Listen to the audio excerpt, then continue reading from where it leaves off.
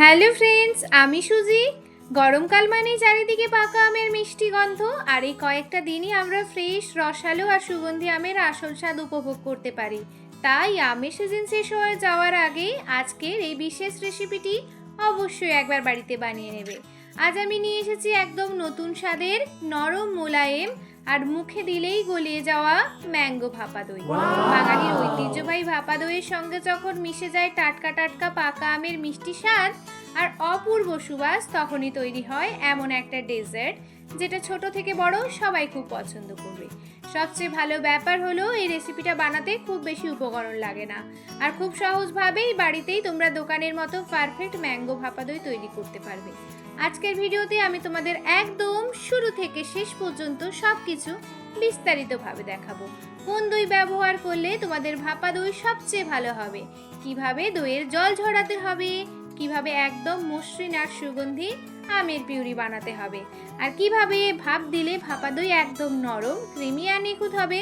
তাহলে আর অপেক্ষা কেন, আমের এই সুন্দর মরশুমটা শেষ হওয়ার আগেই চলুন ফ্রেশ পাকা আম দিয়ে তৈরি করে ফেলি গরমের সবচেয়ে সুস্বাদু আর রাজকীয় ডেজার্ট ম্যাঙ্গো ভাপা দই। চলুন শুরু করা যাক আজকের রেসিপি শুরু করার আগে কিছু ছোট্ট রিকোয়েস্ট করছি। প্লিজ আমার চ্যানেলে যদি নতুন হয়ে থাকো অবশ্যই চ্যানেলটি সাবস্ক্রাইব করে পাশে থেকো, নোটিফিকেশনটা অন করতে ভুলো না, কারণ এই রকম নিত্য নতুন রেসিপি পেতে নোটিফিকেশনটা তো অন করে রাখতেই হবে। আর হ্যাঁ, লাইক করার নিচে একটা দেখবেন হাইপ বাটন আছে, অবশ্যই মনে করে হাইপ করে দেবেন। তাহলে চলুন কি কি উপকরণ লাগছে দেখে নিই। তাহলে এই ভাপা দই বানানোর মূল উপকরণ হচ্ছে টক দই। এখানে আমি নিয়েছি বাড়িতে পাতা টক দই। আপনারা চাইলে বাজার থেকে কিনে নিয়ে আসা ফুল ফ্যাট টক দইও ব্যবহার করতে পারেন। এখানে আমার আছে 1 কিলো মতো টক দই, কিন্তু এতটা টক দই আমার লাগবে না। আমি নিয়েছি 700 গ্রামের মতো। দেখুন, একটা বড় ছাঁকনি বা চালনির ওপরে একটা পরিষ্কার সুতির কাপড় বেছে নেব, বা আপনারা চাইলে একটা সুতির রুমালও নিতে পারেন। এবার তার উপরে 700 গ্রাম মতো দই ঢেলে দেব। আপনারা চাইলে এই দইয়ের পরিমাণটা বাড়িয়ে কমিয়ে নিতেই পারেন। কাপড়ের চারপাশটা ভালো করে গুছিয়ে নিতে হবে, একটা পুটলির মতো করে নেব। আপনারা চাইলে এটাকে উঁচু জায়গায় ঝুলিয়ে রাখতে পারেন 4 থেকে 6 ঘন্টা মতো। এতে দইয়ের অতিরিক্ত জল বেরিয়ে যাবে, একদম ঘন হাঙ্কার তৈরি হয়ে যাবে। কিন্তু এটাকে আমি একটা পুটলি মতো করে নিয়ে এর উপরে একটা ভারী পাত্র বা নোড়াও বসিয়ে দিতে পারেন, কারণ নোড়াটা হচ্ছে ভারী, বা একটা পাথরও দিতে পারেন। দেখুন, অতিরিক্ত জল কিন্তু বেরিয়ে আসছে। আমার এখানে মিনিমাম সময় লেগেছিল 5 থেকে 6 ঘন্টা মতো। যদি সময় হাতে কম থাকে তাহলে ওই পুটলির ওপরে হালকা কিছু ভারী জিনিস রেখে আপনারা চাইলে এটাকে 1 ঘন্টা ফ্রিজে রাখতেই পারেন। দেখবেন একদম ক্রিমি, ঘন আর মসৃণ দই তৈরি হয়ে গেছে। এই ধাপটা ঠিকভাবে করলে ভাপা দই কখনো জল হবে না, এটা কিন্তু সব থেকে মূল বিষয়। এবার 6 ঘন্টা পরে ফিরে আসছি। দেখুন, অতিরিক্ত জল সব বেরিয়ে এসেছে। কতটা জল বেরিয়ে এসেছে সেটাও আমি আপনাদেরকে দেখাবো। পুটলির মুখটাকেও আমি খুলে দেখাচ্ছি যে দইটা কত মসৃণ হয়েছে। এবার নিচের পাত্রটাও দেখাচ্ছি। দেখুন, জলটাও দেখুন কতটা বেরিয়েছে দই থেকে। 700 গ্রাম দই থেকে কতটা জল বেরিয়েছে। এবার ওই হাঙ্কারটাকে আমি একটা বড় পাত্রের মধ্যে নিয়ে নিয়েছি। অবশ্যই আপনারা একটা বড় পাত্রের মধ্যে নেবেন, তাতে সুবিধা হবে। এর পরের স্টেপ তাহলে কি, এবার আমরা তৈরি করব ফ্রেশ ম্যাঙ্গো পিউরি। এর জন্য দুটো বড় বড় পাকা মিষ্টি আম নিয়ে নিয়েছি। অবশ্যই পাকা মিষ্টি আম নিতে হবে এই রেসিপিটির জন্য। আপনারা চাইলে হিমসাগর, ল্যাংড়া, আলফানসো যে কোনো সুগন্ধি মিষ্টি আম ব্যবহার করতেই পারেন। আমি এখানে নিয়েছি আম্রপালি আম। দেখুন, আমটাও যেমন মিষ্টি সেটা অবশ্যই ভিডিওতে দেখে বোঝা যাচ্ছে। প্রথমে আমগুলো আমি ভালো করে ধুয়ে নিয়েছি, খোসা ছাড়িয়ে নিইনি। এইভাবে আমি আমের পাল্পটা বের করে নিচ্ছি একটা স্পুনের সাহায্যে। এবার মিক্সার গ্রাইন্ডারের জারের মধ্যে আমের টুকরোগুলো দিয়ে কোনো জল দেবেন না, কিন্তু একটা স্মুথ পেস্ট রেডি করে নেব, কারণ আমের নিজের মধ্যেই যথেষ্ট রস থাকে। তাই এই একদম মসৃণ পিউরি তৈরি করে নেব। এবার দেখুন, ওই কাঁচের বোলের মধ্যে আছে হাঙ্কার, তার মধ্যে দিয়ে দেব ম্যাঙ্গো পিউরি। বন্ধুরা, ভাপা দইয়ের মিশ্রণ তৈরি করার জন্য অবশ্যই একটা বড় পাত্র নেবেন, তাতে আপনাদেরই সুবিধা হবে। হাঙ্কারের মধ্যে দিয়ে দিলাম ম্যাঙ্গো পিউরি। এবার দেব কনডেন্স মিল্ক। কনডেন্স মিল্ক দেওয়ার ফলে আলাদা করে চিনি ব্যবহার করার কোনো দরকার নেই। এবার আপনারা চাইলে অল্প দুধ মেশাতে পারেন, নাও মেশাতে পারেন, কিন্তু আমার এখানে দুধ লাগে। সুগন্ধের জন্য সামান্য এলাচের গুঁড়ো দেবেন, সেইটা আমি স্কিপ করে গেছি, মানে তার ভিডিওটা আমি তুলতে ভুলে গেছি। তো আপনারা অবশ্যই মনে করে এলাচের পাউডারটা দিয়ে দেবেন। আর গার্নিশিংয়ের জন্য তো কেশরে আছে, সেটাও লাস্টে দেখাবো। ভালো করে এটাকে হুইস্ক করতে হবে। আপনারা চাইলে বিটারের সাহায্যেও করতে পারেন, মনে রাখবেন কোনো দানা যেন না থাকে। এবার দেখুন এই ভাপা দইটা আমি বানাচ্ছি রাইস কুকারে। দেখুন রাইস কুকারে আমি জল গরম করতে বসিয়ে দিয়েছি।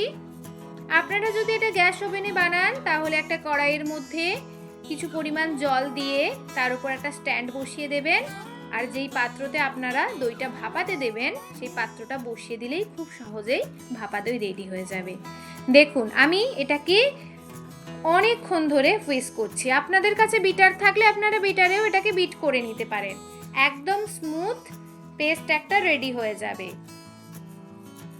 দেখুন এই মিশ্রণটাকে কিন্তু ক্রমাগত হুইস্ক করতে হবে, তাহলেই সুন্দর হবে এই ব্যাটারটা। তাহলে ভাপা দইয়ের ব্যাটার আমাদের রেডি হয়ে গেছে। এবার এক সাইডে রেখে দিলাম, যেই পাত্রে বসাবো। আমি এখানে একটা বোরোসিলের কাঁচের বোল নিয়েছি, আপনারা চাইলে কাঁচের বোলেও বসাতে পারেন, স্টিলের বোলেও বসাতে পারেন। হিটপ্রুফ একটা কন্টেনার নেবেন। এবার নিচে একটা দিয়েছি বাটার পেপার, আর পুরো পাত্রটাতে একটু বাটার প্রেস করে দিয়েছি। এক চামচ করে মিশ্রণটাকে দিয়ে দেব, ভালো করে ট্যাপ ট্যাপ করে নেব। হালকা টোকা দিয়ে দিলে ভেতরে যদি বাতাস থাকে সেটা বেরিয়ে যাবে। এবার উপর থেকে আমি দিয়ে দিচ্ছি স্যাফরন, বেশি দেব না, 3 থেকে 4টে দেব স্যাফরন। এবার উপর থেকে আমি কিছু কেশর দিয়ে ভালো করে গার্নিশ করে দিচ্ছি। আপনারা চাইলে কেশরটাকে স্কিপ করতেই পারেন, কিন্তু কেশরটা দেবেন, ভাপানোর পরে দেখতেও কিন্তু খুব সুন্দর হয়। দেখুন কত সুন্দর কালারটা হয়েছে আর টেক্সচারটাও হয়েছে। এবার চলুন তাহলে এটাকে ভাপাতে বসিয়ে দেব, কিন্তু ভাপানোর আগে উপরে তো ঢাকা দিতে হবে। আমি একটা অ্যালুমিনিয়ামের ফয়েল নিয়েছি, ওর মুখের মতো সাইজ করে কেটে নিয়েছি। ভালো করে কিন্তু মুখটা বন্ধ করবে, যদি একটুও খোলা থাকে তাহলে ওর মধ্যে কিন্তু হাওয়া ঢুকে যাবে আর জল ভেতরে ঢুকে যাবে। তাই ভালো করে অ্যালুমিনিয়াম ফয়েল দিয়ে মুখটাকে কিন্তু বন্ধ করতে হবে। আমি কিন্তু আপনাদেরকে দেখিয়ে দিয়েছি কেমন করে বন্ধ করবেন। এবার আমি রাইস কুকারে বসিয়ে দিলাম। আপনারা যদি এটা গ্যাসে করেন গ্যাসে বসিয়ে দেবেন, কিন্তু আমার এখানে সময় লেগেছে 40 থেকে 45 মিনিট মতো। 30 মিনিট আমার এখানে সময় লাগেনি, আপনাদেরকে মিথ্যে কথা বলবো না। আমার এখানে সময় লেগেছে এই ভাপা দইটা রেডি করতে 40 থেকে 45 মিনিট। একটা স্ট্যান্ড বসিয়ে অবশ্যই এটাকে ভাপাতে দেবেন, ডাইরেক্ট পাত্রটা বসাবেন না। দেখুন ভাপানোর পরে 40 থেকে 45 মিনিট একটা টুথপিক বা যে কোনো ধারালো ছুরি দিয়ে আমি দেখিয়ে দিচ্ছি, সুন্দর তৈরি হয়ে গেছে ভাপা দইটা। এবার আমি একটা প্লেটে সার্ভ করব। ভাপা দইটা যেমন সুন্দর দেখতে হয়েছে, প্লেটে তো সার্ভ করতে হবে। ওপর থেকে বাটার পেপারটা সরিয়ে নিলাম, এবার ওটাকে উল্টো করে দিলাম। দেখুন কেশরটা দিতে কত সুন্দর লাগছে না ভাপানোর পরে। এবার আমের কিছু স্লাইস দিয়ে আর পেস্তা, কাজু বাদাম, আলমন্ডস দিয়ে ভালো করে গার্নিশিং করে এটা পরিবেশন করব। আপনাদেরকে আমি দেখিয়ে দেব একটা ছুরির সাহায্যে কেটে কত সুন্দর হয়েছে ভাপা দইটা।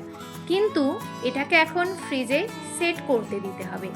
এইভাবে সেট করতে দেবেন, গার্নিশ করে সেটটা করতে দেবেন ফ্রিজে। 2 ঘন্টা মতো ফ্রিজে রাখবেন, কারণ এই যে আমের স্লাইসগুলো দিয়েছেন আপনারা উপরে, এটাও যখন ঠান্ডা হয়ে যাবে এটাও খেতে খুব সুন্দর লাগবে। তাই 2 ঘন্টা মতো ফ্রিজে রেখে দেবেন। আপনাদের হাতে যদি সময় কম থাকে তাহলে 1 ঘন্টা রাখতেই পারেন, কিন্তু সবার কা ফল তো মিঠা হতা হ্যায় না, তো 2 ঘন্টা মতো ফ্রিজে রাখবেন। যত অপেক্ষা করবেন এর টেস্ট তত বেশি হবে। আপনারা চাইলে এটা পরের দিনও খেতে পারেন, খুব খুব খুব সুন্দর লাগবে। আমার কথা শুনে একবার এইভাবে বানিয়ে দেখুন। আমি একটা স্লাইস করে দেখাচ্ছি, কত সুন্দর কত স্মুথ হয়েছে। তো বন্ধুরা এই প্রচণ্ড গরমে ঠান্ডা ঠান্ডা ম্যাঙ্গো ভাপা দই কেমন লেগেছে অবশ্যই কমেন্টে জানাতে ভুলো না। দেখতেই কত সুন্দর লাগছে, আর এই স্বাদ তো সত্যি অসাধারণ। নরম মোলায়েম ভাপা দইয়ের সঙ্গে ফ্রেশ পাকা আমের মিষ্টি সুবাস, প্রতিটি চামচ যেন গরমের আনন্দকে আরও দ্বিগুণ করে দেয়।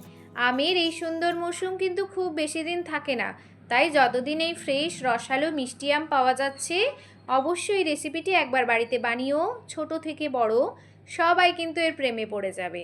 যদি এই রেসিপিটি ভালো লেগে থাকে অবশ্যই চ্যানেলটি সাবস্ক্রাইব করে পাশে থেকেও নোটিফিকেশানটা অন করতে ভুলো না, একটা লাইক করে দিও। ভালো থেকো, সুস্থ থেকো, টাটা।